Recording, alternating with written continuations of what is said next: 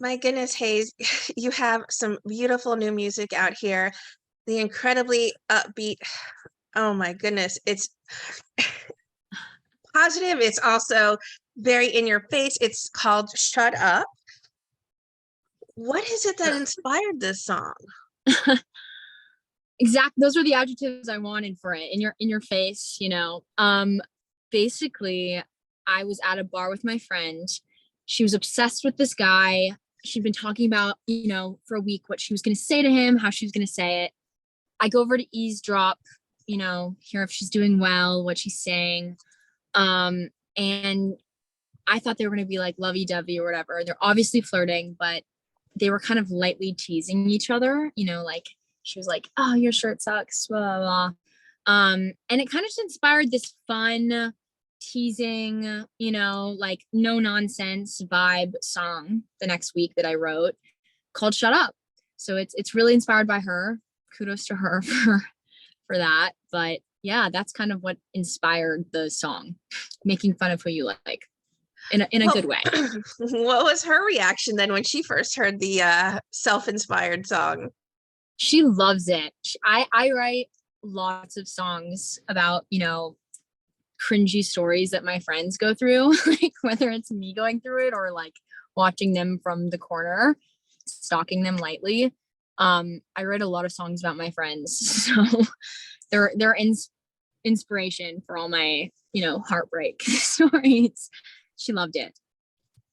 When it does come to your songwriting, do you need to have music before you come up with the lyrics, or do the lyrics find you throughout the day and then you find a beat that really goes with it? It super depends. I love piano, so sometimes I'll be in the songwriting mood by myself and I'll write, like some chords on the piano and then write on top of it. Other times, someone will tell me a story and I'm in my notes app, like write a story about this painful experience that Maria went through. Um, or other times I'm just in a session and I'm telling people stories about like song ideas I had, and it kind of moves from there. But it's really like 50-50, How much of a then do you have when it comes to the production side? Because I know in your head you're hearing it a certain way and you want that sound to really come out as you imagine it. I mean, I have kind of a group of producers now that are my friends that I love, and we're so comfortable with each other. So, I can come up with a production idea and they're like, "That's heinous," absolutely no. Or vice versa. I love like being super honest, and I love people that are super honest with me. So I can kind of say whatever I'm thinking and we collaborate on it, and I'm grateful for them and they know it. So yeah, I mean, I'm lucky to have producers that are really brutally honest in a good way, and vice versa. Well, the video for Shut Up came out here on December 2nd. How does the video play into the story that you created for it? I mean, when we first wrote Shut Up, what I wanted was a feel good, fun song. I felt like at that moment I'd been writing a lot of, piano ballads, heartbreak songs, because that's kind of where I was at. And I was like, I want to write something fun, something that makes you want to dance, something that makes you feel like sassy and sexy. So, early Kesha kind of came to mind when it came to that, like just going out on the town, have a good time. But at the same time, I love that there's this kind of like boss energy that comes with the song. Like you're in charge of who you're flirting with. You are, on your own agenda. And so those two elements really played into the song. We have like a club scene where I'm out with my friends. And also at the same time, we're going in there with this like pre-planned heist. So that like girl boss energy is in the video. And I'm proud of it. I really love it. I think it has, that Kesha energy and that darker vibe, and I'm proud of it. Yeah. You also went to college though, while you've been busy making music as well. Does Yeah. your education play into the music you make, or is this something separate that you just really wanted to pursue on a personal side? I have kind of my whole life known I wanted to do this almost in an obsessive way. Um, I've always been writing and making music. And as part of that, I just graduated Northwestern like a few months ago. I still have kind of like unpacked textbooks, you know? Um, and I went to Northwestern. I was in musical theater. So I was, all my classes were writing, dancing, acting, kind of to prep for this and just always improve. So it was totally a part of, being a better performer, being a better writer. And then on top of it, I really went to school because I wanted to kind of understand how the music industry worked and, how do I release a song? How do I market myself? How do I meet the right people? And I was always, at school, I started a record label and we were working with, songwriters at school and making music videos for everyone. And I was part of an internship program at a label for a year while I was there. So kind of, I felt like that was just the really prep work for this post college graduation year. And my last year of college was really kind of spent back in New York.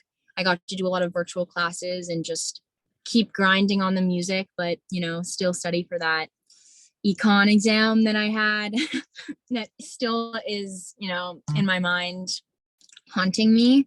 But I got to really do both, which is awesome. And I think it definitely helped with my music. With that said, then can we expect a full album or maybe an EP coming here in the near future?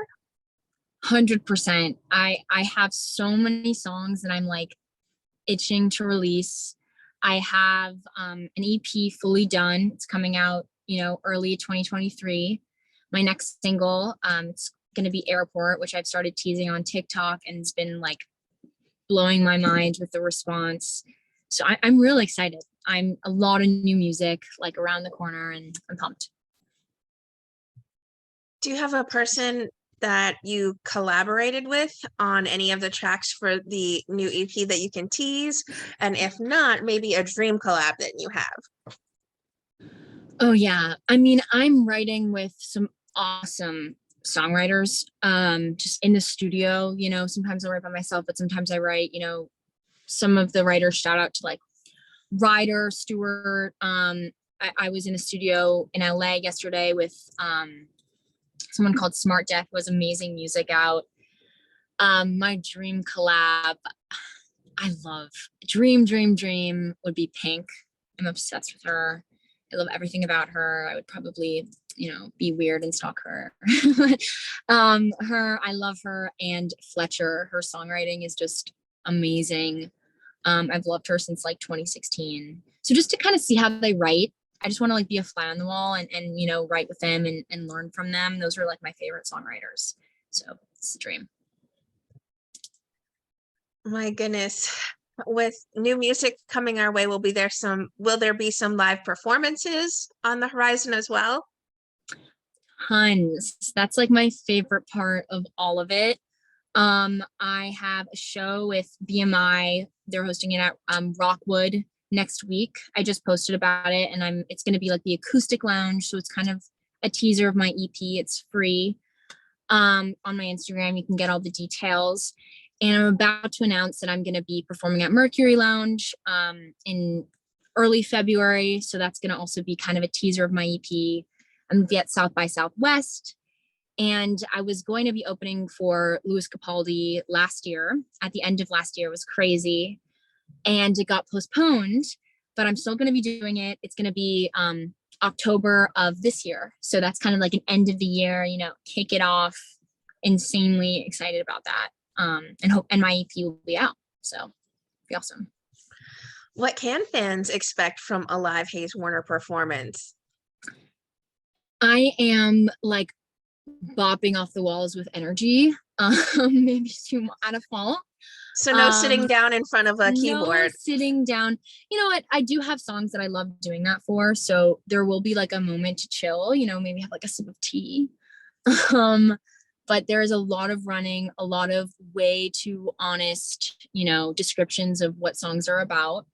I love that like inter-song banter and really, calling people out that hurt me, that inspired the song.